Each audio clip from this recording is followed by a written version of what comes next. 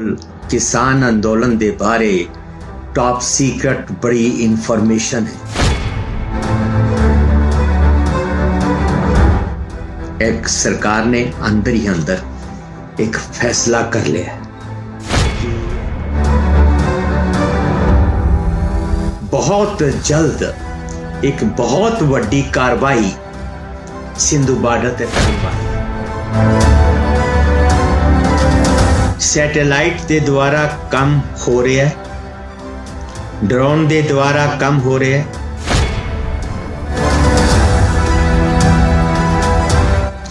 उथे इस गल का पता लगाया जा रहा है कि कितने बच्चे ने,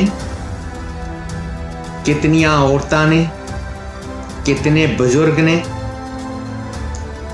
और कितने नौजवान ने और कितने लीडर ने ये सूचना इकट्ठियां करके उससे एक ऑपरेशन करने की तैयारी की जा रही है।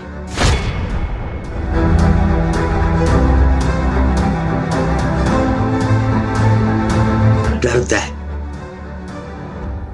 मोदी अपनी गल तो पीछे नहीं हटता।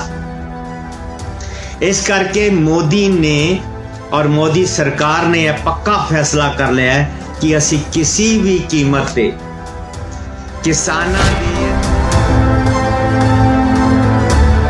इस एजिटेशन नू कुचलन दी पूरी कोशिश नहीं की जाएगी, कुचल दिता जाएगा।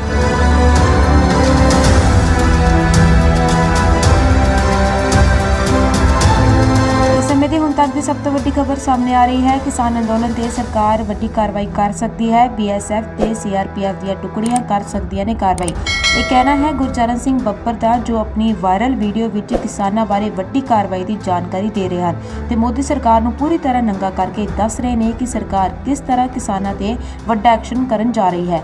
की खुलासे कीते उन्हां ने सरकार दी वड्डी कार्रवाई ते तुसीं खुद ही देखो डेली न्यूज़ पंजाबी। दोस्तों, मेरा नाम गुरचरण सिंह बब्बर है। मैं 3 डेली मॉर्निंग अखबारां दा एडिटर इन चीफ हाँ।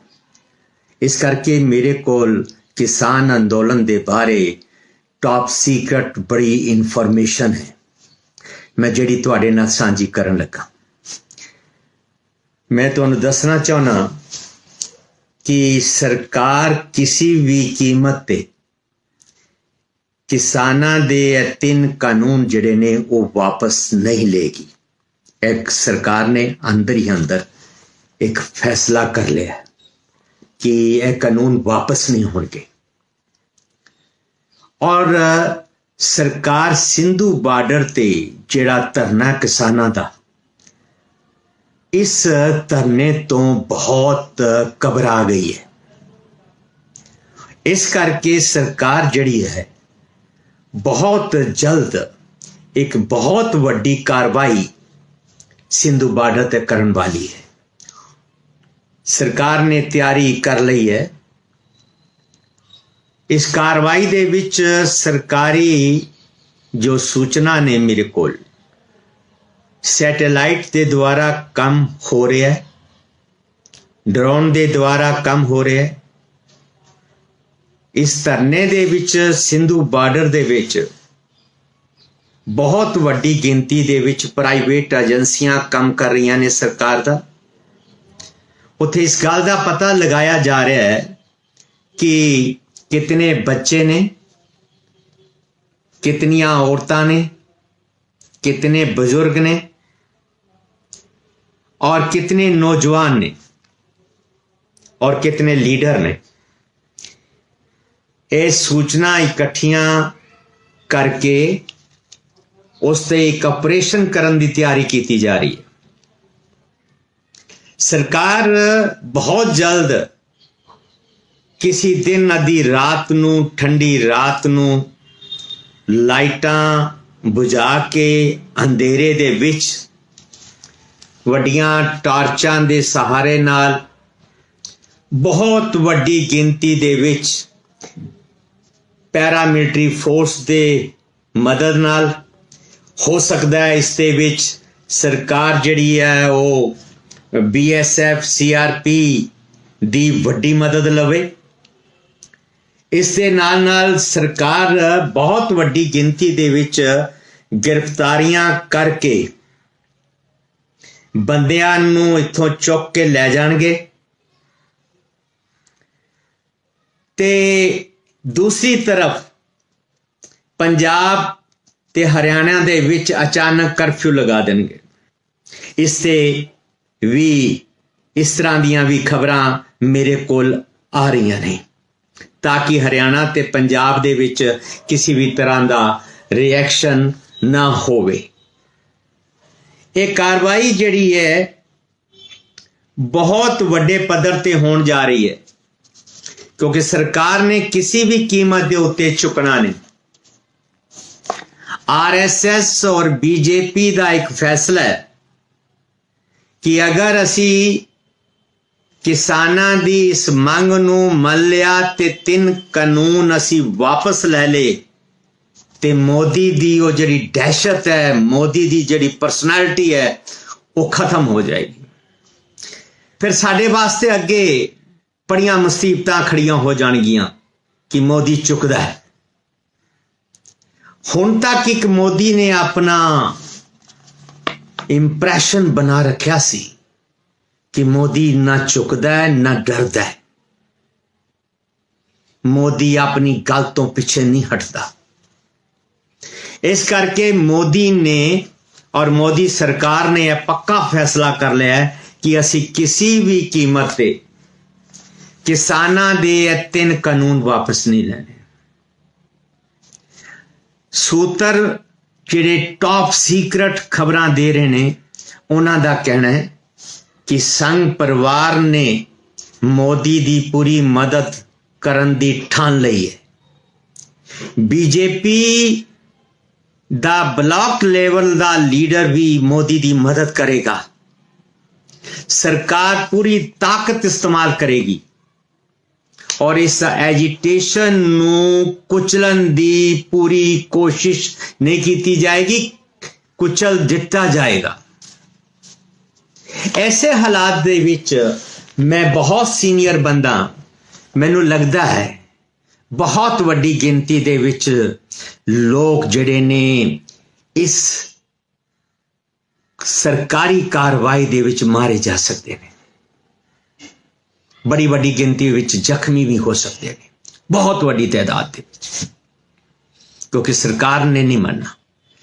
ਸਰਕਾਰ ਨੇ ਪੂਰਾ ਆਪਣਾ ਮੀਡੀਆ ਮੁੱਠੀ 'ਚ ਕਰ ਲਿਆ। ਮੀਡੀਆ ਸਰਕਾਰ ਦਾ ਪੱਖ ਲਏਗਾ, ਸਰਕਾਰ ਨੂੰ ਜਸਟੀਫਾਈ ਕਰੇਗਾ, ਸਰਕਾਰ ਦਾ ਜਿਹੜਾ ਕਾਰਵਾਈ ਹੈ ਉਸ ਨੂੰ ਠੀਕ ਠਹਿਰਾਏਗਾ ਔਰ ਸਾਰੀ ਸਰਕਾਰੀ ਮਸ਼ੀਨਰੀ, ਜਿਤਨੀ ਸਰਕਾਰੀ ਮਸ਼ੀਨਰੀ ਹੈ ਉਹ ਸਰਕਾਰੀ ਮਸ਼ੀਨਰੀ ਇਸ ਐਜੀਟੇਸ਼ਨ ਨੂੰ ਕੁਚਲਣ ਦੇ ਵਿੱਚ, ਦਬਾਉਣ ਦੇ ਵਿੱਚ ਕੰਮ ਕਰੇਗੀ। ਤੇ ਮੇਰੀ ਕਿਸਾਨ ਨੇਤਾਵਾਂ ਨੂੰ, ਲੀਡਰਾਂ ਨੂੰ ਐਡਵਾਈਜ਼ ਹੈ ਉਹ ਸਿਰਫ ਇਹ ਨਾ ਸੋਚਣ ਕਿ ਉਹ ਸਿੰਧੂ ਬਾਰਡਰ ਤੇ ਬੈਠੇ ਨੇ ਤੇ ਸਰਕਾਰ ਦੂਸਰੀ ਤਰਫ ਕੁਝ ਨਹੀਂ ਕਰ ਰਹੀ। ਸਰਕਾਰ ਦੂਸਰੀ ਤਰਫ ਪੂਰਾ ਆਪਰੇਸ਼ਨ ਕਰਨ ਦੀ ਤਿਆਰੀ ਕਰ ਰਹੀ ਹੈ। ਪੂਰਾ ਬਲੂਪ੍ਰਿੰਟ ਬਣ ਚੁੱਕਿਆ ਹੈ। ਏਜੰਸੀਆਂ ਟੌਪ ਸੀਕ੍ਰੇਟ ਲੱਗ ਗਈਆਂ ਨੇ। ਪੈਰਾਮਿਲਟਰੀ ਫੋਰਸ ਦੇ ਸੀਨੀਅਰ ਅਫਸਰਾਂ ਨਾਲ ਟੌਪ ਸੀਕ੍ਰੇਟ ਮੀਟਿੰਗਸ ਚੱਲ ਰਹੀਆਂ ਨੇ। ਦੂਸਰੀ ਤਰਫ ਕਿਸਾਨ ਲੀਡਰਾਂ ਨਾਲ ਗੱਲਬਾਤ ਦਾ ਡਰਾਮਾ ਵੀ ਚੱਲ ਰਿਹਾ ਹੈ ਤਾਂ ਕਿ ਕਿਸਾਨ ਲੀਡਰਾਂ ਨੂੰ ਸਿਰਫ ਇਤਨਾ ਹੀ ਇੰਪ੍ਰੈਸ਼ਨ ਜਾਏ ਕਿ ਸਰਕਾਰ ਸਾਡੇ ਨਾਲ ਗੱਲ ਕਰ ਰਹੀ ਹੈ, ਸਰਕਾਰ ਹੋਰ ਕੁਝ ਨਹੀਂ ਕਰੇਗੀ। ਪਰ ਨਹੀਂ, ਸਰਕਾਰ ਇੱਕ ਤਰਫ ਤੁਹਾਨੂੰ ਗੱਲਾਂ ਬਾਤਾਂ 'ਚ ਲਗਾਏਗੀ, ਦੂਸਰੀ ਤਰਫ ਸਰਕਾਰ ਇੱਕ ਅਚਾਨਕ ਅੱਧੀ ਰਾਤ ਨੂੰ ਇੱਕ ਬਹੁਤ ਵੱਡੇ ਲੈਵਲ ਦਾ ਇੱਕ ਬਹੁਤ ਵੱਡਾ ਆਪਰੇਸ਼ਨ ਕਰੇਗੀ और जितनी ट्रैक्टर ट्रालियां, जितना किसानां दे ट्रक गड्डियां कारां सब इत्थे ही सरकार ने रोक लैणियां। बंदियां नूं नौजवानां नूं चुक के लै जाना ते दूर दराज लैके जेलों विच और टंपरेरी जेलां बना के उत्थे रखना।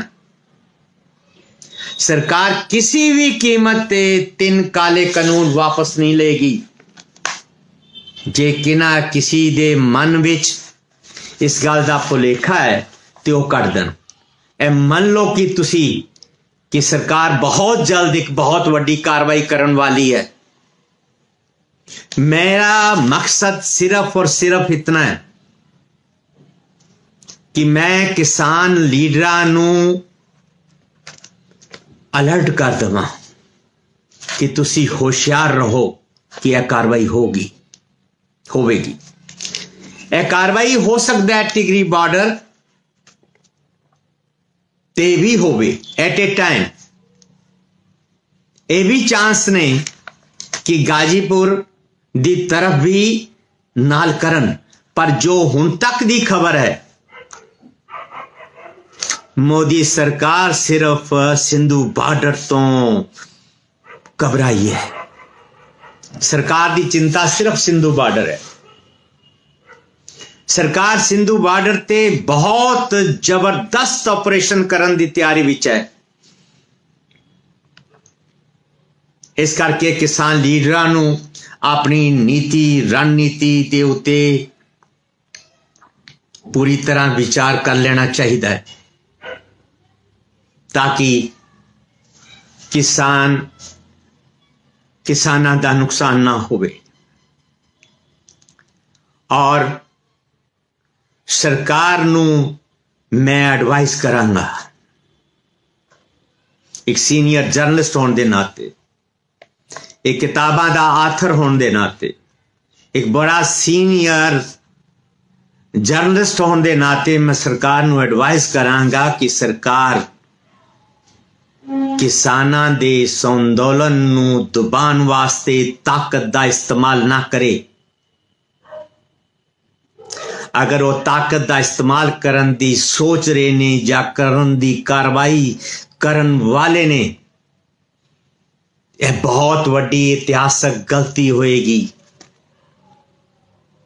इसका खमियाजा पूरा देश भुगतेगा। मेरी सलाह है मोदी सरकार किसानां नाल बैठ के किसानां दियां मंगां मन लहे ते इस अंदोलन नूं खत्म किया जाए। वरना यह अंदोलन अगर जबरन कुचलन दी सरकार ने दबाण की कोशिश की तो इहदे नतीजे बड़े भयानक निकलणगे जो देश दे हित विच नहीं होणगे। सानू सारियां नूं अपने देश की चिंता करनी चाहिए।